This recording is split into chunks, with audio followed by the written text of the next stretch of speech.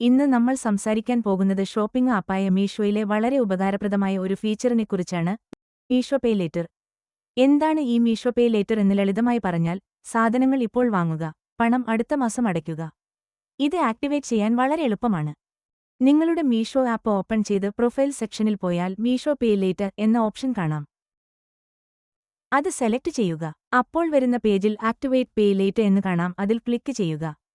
നിങ്ങളുടെ പേര് ആധാറിലേതുപോലെ എൻ്റർ ചെയ്യുക. Next employment type, monthly income എന്നിവ കൂടി നൽകിയാൽ നിങ്ങളുടെ ഷോപ്പിംഗ് ലിമിറ്റ് കാണിക്കും. ശേഷം KYC കംപ്ലീറ്റ് ചെയ്യാനായി ഡിജിലോക്കർ വഴി ആധാർ ഫെച്ച് ചെയ്യണം. ഇനി നിങ്ങളുടെ സെൽഫി എടുക്കേണ്ടതുണ്ട്. തുടർന്ന് ടേംസ് ആൻഡ് കണ്ടീഷൻസ് വായിച്ച് അഗ്രി ചെയ്താൽ ഈ ഫീച്ചർ ആക്ടിവേറ്റ് ആകും.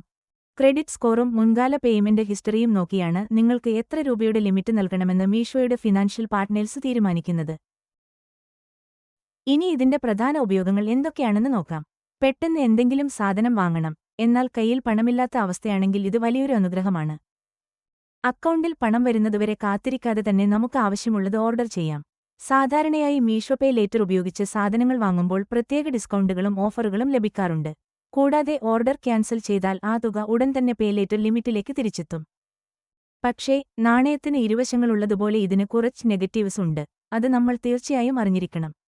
പേ ലേറ്റർ എന്ന് പറയുന്നത് യഥാർത്ഥത്തിൽ ഒരുതരം പേഴ്സണൽ ലോൺ തന്നെയാണ്. അതുകൊണ്ടുതന്നെ കൃത്യസമയത്ത് പണം തിരിച്ചടച്ചില്ലെങ്കിൽ വലിയ തുക പെനാൽറ്റിയായി നൽകേണ്ടിവരും. ഏറ്റവും പ്രധാനപ്പെട്ട കാര്യം, നിങ്ങളുടെ തിരിച്ചടവ് മുടങ്ങിയാൽ അത് നിങ്ങളുടെ സിബിൽ സ്കോറിനെ ബാധിക്കും. കൃത്യമായി പണം തിരിച്ചടക്കാൻ സാധിക്കുമെങ്കിൽ മാത്രം ഈ ഫീച്ചർ ഉപയോഗിക്കുക. അല്ലാത്തപക്ഷം ക്യാഷ് ഓൺ ഡെലിവറിയോ UPI ഉപയോഗിക്കുന്നതാണ് എപ്പോഴും സുരക്ഷിതം. ഈ വിവരം നിങ്ങൾക്ക് ഉപയോഗപ്രദമായെങ്കിൽ ഈ വീഡിയോ ലൈക്ക് ചെയ്യുക. കൂടാതെ ഈ ചാനൽ സബ്സ്ക്രൈബ് ചെയ്യുക.